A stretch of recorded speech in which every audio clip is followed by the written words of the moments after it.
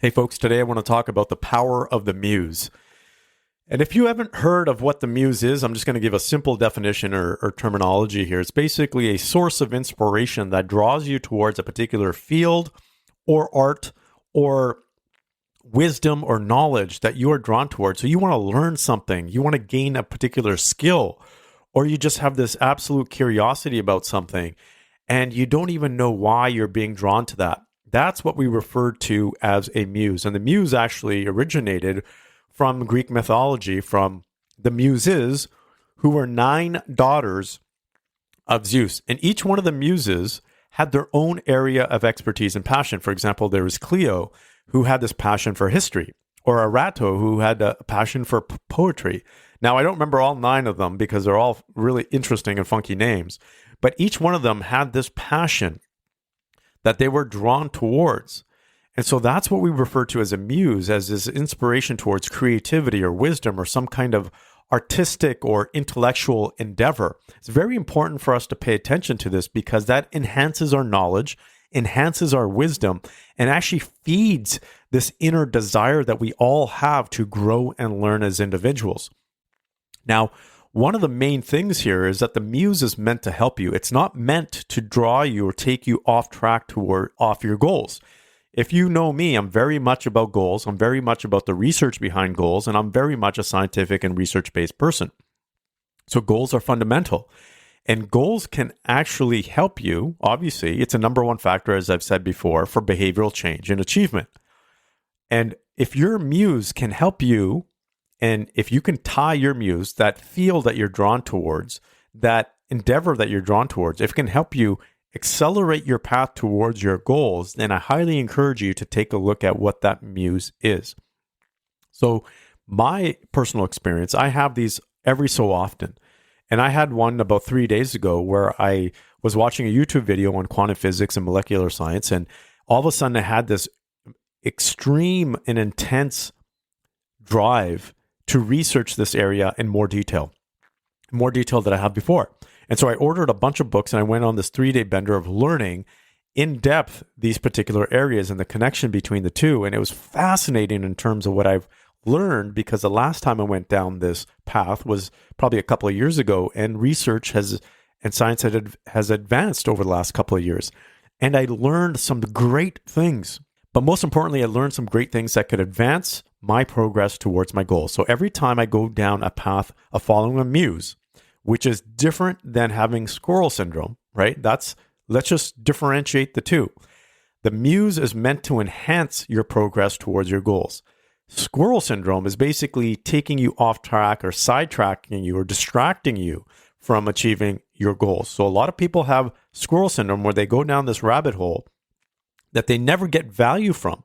That is distinctly different than following a muse that actually is meant to enhance your progress and provide value for you to actually achieve your goals. So every book that I read here over the last 3 days, every time I studied a research article, I always had the objective of how is this going to help me achieve my goals? How is this going to help me advance my business? How is this going to help me advance the value that I provide to people in the world? And with that objective in mind, remember our brain is a goal and an objective-driven organ. I was able to tie back all of that knowledge back to my goals. So instead of spending 3 days going down a rabbit hole that delivered no value for me, I got extreme value from following the muse. So it helped me accelerate my skills and give me a whole bunch of ideas and opportunities that I'm now implementing in my business and other areas of my life to achieve my goals. The challenge, though, is that for many of us, we don't see the muse. We ignore the muse. We don't give the muse enough attention, and we don't open up the door. So the muse is there to just open up the door. The muse turns a knob and just slightly opens up the door so you can see some light on the other side. It doesn't open up the door fully. It is up to us to be able to open up the door completely and actually poke our head through to see if what's on the other side of that door is of value for us or of value to the people in our lives. Now, we don't have to jump fully in. We can just peek on the other side and see if we are drawn to actually step through fully. So many people, though, are so busy on autopilot and trying to get through the day, and they don't have enough time, or they give themselves the excuse that they don't have enough time, energy, or resources, that they failed to actually open up the door even further and poke their head through. So you might, throughout your life, have had these opportunities where the door has been open, but you didn't poke your head through. And you didn't follow that inert drive or curiosity to learn a particular skill. It could have been an art, could have been something like painting or dancing or whatever that might have been. Personally, I started learning how to dance about 1.5 years ago, and that was an interesting endeavor for me, but it is probably one of the most fulfilling things that I've had the opportunity to do, and it was all based on a muse. I just had this desire to say, let me learn how to dance, and let's see how it brings my wife and I even closer together. And it wasn't that I was a normal dude saying, hey, look, I want to learn how to do the tango and the salsa and all this kind of stuff. Most guys don't think that. But I had this inert desire to do it. And I'm glad I did. I opened that door. Now, I could have had 110 different excuses to say, I don't have enough time. I got so many other things to do. But this enabled me to actually be better as a human being, be better as a person. And it's taught me a lot in terms of life skills as well. Yeah, dancing can teach you a lot, particularly in relationships. It's phenomenal. So let me just bring this back here. A muse is a force, could be a person or anything, that drives you towards having a curiosity in a particular field, an art, an intellectual endeavor, whatever it might be. So you have this innate desire, and you don't know why, or perhaps you do know why, to learn something new or go down a path, learn a new skill. It is your moral obligation to at least poke your head through the door and see what's on the other side. Don't give yourself that excuse that you're too busy, that you get too many things on the go, that other things are a priority.